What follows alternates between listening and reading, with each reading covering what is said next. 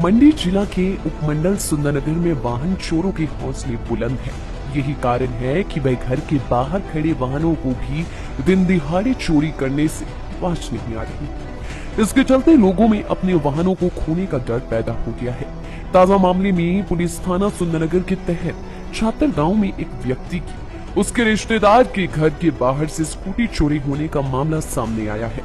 वहीं चोरी की वारदात घर के बाहर लगे कैमरे में कैद हो गई है, जिससे प्रतीत हो रहा है कि कोई शख्स मौके से स्कूटी को भगा कर ले गया है, जिसकी शिकायत पीड़ित व्यक्ति ने पुलिस थाना सुंदरनगर को दे दी है। वहीं पुलिस ने अज्ञात शख्स के खिलाफ मामला दर्ज कर जांच शुरू कर दी है। जानकारी देते हुए पीड़ित संजय कुमार पुत्र टेकचंद गांव छात्र ने बताया कि मंगलवार सुबह वे गांव में ही अपने रिश्तेदार के घर गए। उसी दौरान उनके घर के बाहर स्कूटी को खड़ा किया और घर के अंदर चले गए। जब वे वापस आए तो घर के बाहर से स्कूटी गायब थी। वहीं जब घर के बाहर लगे सीसीटीवी फुटेज को खंगाला गया तो उसमें किसी अज्ञात शख्स द्वारा घर के बाहर से स्कूटी चोरी कर ली गई है, जिसकी शिकायत उन्होंने पुलिस थाना सुंदरनगर में दर्ज करवा दी है। वहीं उन्होंने पुलिस से गुहार लगाई है कि जिस व्यक्ति ने उनकी स्कूटी को चुराया है उसके खिलाफ सख्त कानूनी कार्यवाही अमल में लाई जाए। उधर डीएसपी सुंदरनगर दिनेश कुमार ने बताया कि पुलिस को शिकायत मिली है और मामले में कार्यवाही की जा रही है। उन्होंने कहा कि चोर को किसी भी सूरत में बख्शा नहीं जाएगा। मेरा नाम Sanjay Kumar, son of Shri Tekchand, village छात्र का स्थायी निवासी हूँ। मैं सुबह अपने रिश्तेदार के घर गया था।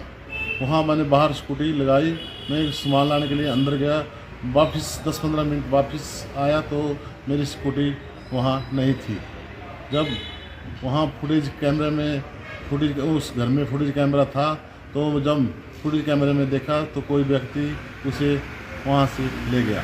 तो मेरी पुलिस से यही गुजारिश है कि उसे तुरंत कार्रवाई करे।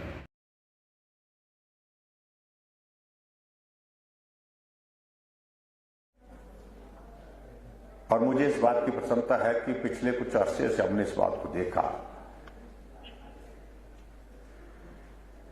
कि भारतीय जनता पार्टी के साथ अनुसूचित जाति का वर्ग बहुत बड़ी संख्या में जुड़ा है। और मुझे लगता है कि मैं गलत नहीं। आज अगर हिमाचल प्रदेश में भारतीय जनता पार्टी की सरकार जो है बहुत बड़े बहुमत के साथ चुन करके चल रही है, 3.5 वर्ष का कार्यकाल हमने पूरा किया। इस सरकार को बनाने में भी अनुसूचित जाति वर्ग का बहुत बड़ा योगदान है और इस सरकार को चलाने में भी अनुसूचित जाति के वर्ग का बहुत बड़ा योगदान है। आज हमें इस बात की प्रसन्नता है कि अगर देश में अगर हम संसद की बात करें, आदरणीय मोदी जी के नेतृत्व में सबसे ज्यादा अनुसूचित जाति के सांसद अगर चुन करके आए हैं तो भारतीय जनता पार्टी के आए हैं। इस बार भी और पिछली बार भी, मुझे एग्जैक्ट फिगर का ध्यान में नहीं है, लेकिन इतना मुझे मालूम है कि सबसे ज्यादा है। और एक वक्त था, हमने उस वक्त को अपनी आंखों से देखा है जब अनुसूचित जाति के वर्ग को अपने साथ चलाने के लिए हमको बहुत बड़ी कठिनाई आती थी, क्योंकि एक दल जो वर्षों तक इस देश की राजनीति में रहा, लगभग 10 पूरे आजाद भारत के इतिहास में 50 वर्ष तक वो सत्ता में रहा, देश में प्रदेश में कूट करके अनुसूचित जाति के वर्ग के लोगों के बीच में एक बात डाली थी कि आपका भला कर सकते तो हम ही कर सकते हैं, हम कांग्रेस ही आपकी मां है, ऐसा करके बोलते थे। कांग्रेस ने ही दिया है आपको। और इसलिए जब चुनाव का दौर आता था हमने इस बात को देखा कि अनुसूचित जाति के गांव में ना हम जाते थे ना दूसरी पार्टी के जाते थे। कारण जाते थे औपचारिकता करते थे। अनुसूचित जाति के वर्ग के जो बड़ा गांव होता तो उसलिए कांग्रेस के लोग इसलिए जाने की जरूरत नहीं महसूस करते थे कि उनको लगता था कि बिना जाए ही उनको वोट मिल जाएंगे।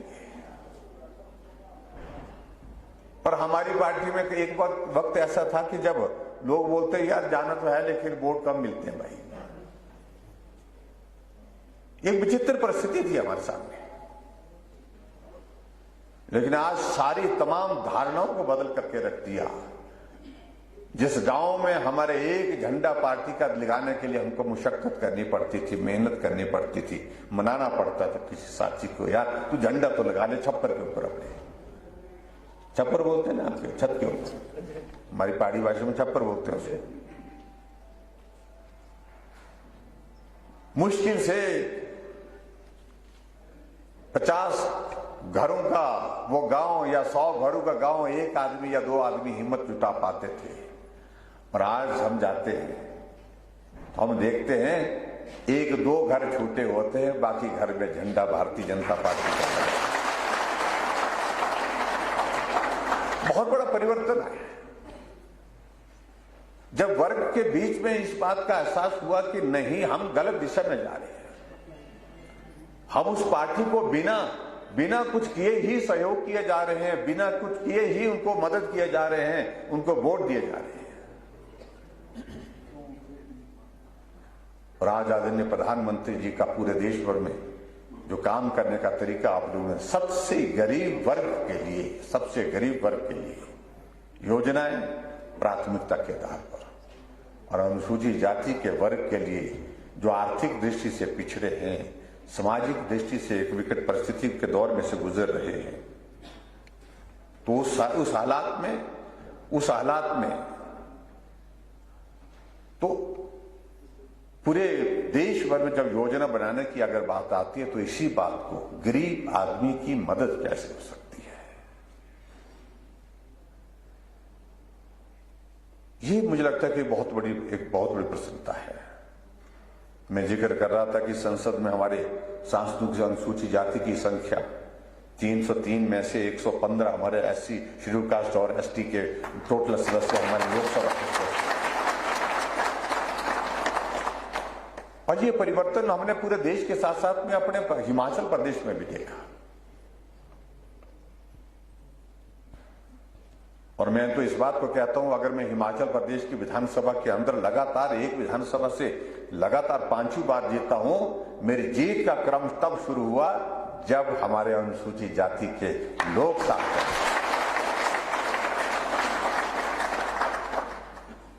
उनका सहयोग मिला।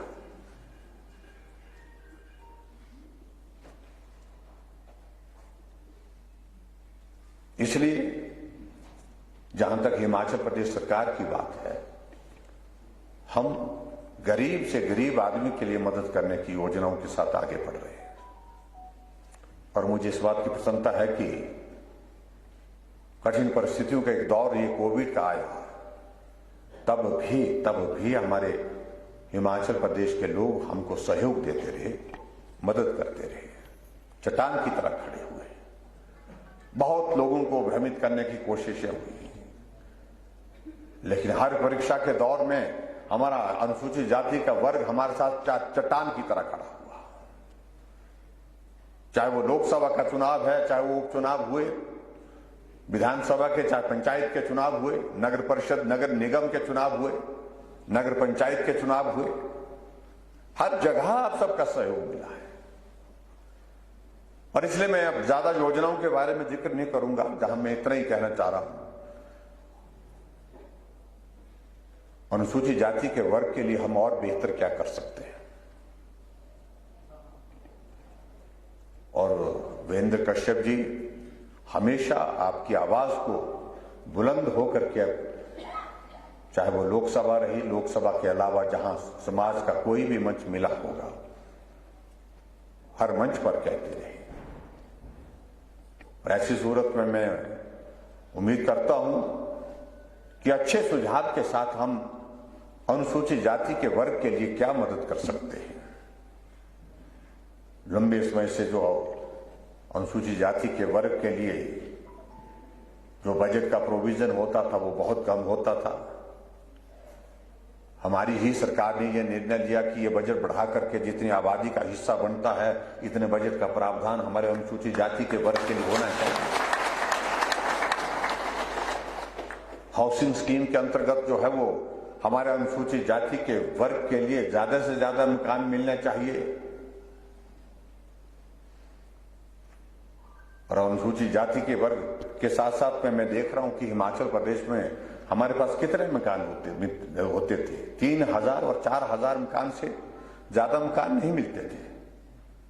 हमने अब की बार के इस बजट में जो है हिमाचल प्रदेश में इस बात को तय किया है कि हिमाचल प्रदेश में हम 15,000 मकान हिमाचल प्रदेश में गरीब लोगों को देंगे और इसमें बहुत बड़ा हिस्सा अनुसूचित जाति के वर्ग के लिए जाएगा।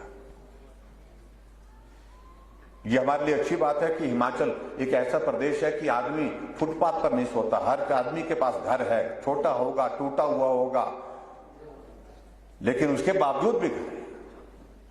लेकिन हमने कहा कि हम सरकार के माध्यम से मदद करें। अगर टूटा हुआ घर है तो उसको अच्छा बना सके, अगर किसी के पास घर नहीं है वो घर बना करके उसमें रह सके, उस दृष्टि से हमने प्रयत्न किया है, प्रयास किया है। यहां डॉक्टर राजीव सैजल जी जिक्र कर रहे थे, हिमकेयर की बात कर रहे थे, गृहिणी सुविधा योजना। गृहिणी सुविधा योजना में मैं कह सकता हूं कि सबसे ज्यादा अगर गैस के चूल्हे किसी वर्ग को मिले हैं तो अनुसूचित जाति के वर्ग के माताओं बहनों के रसोई में गैस का चूल्हा।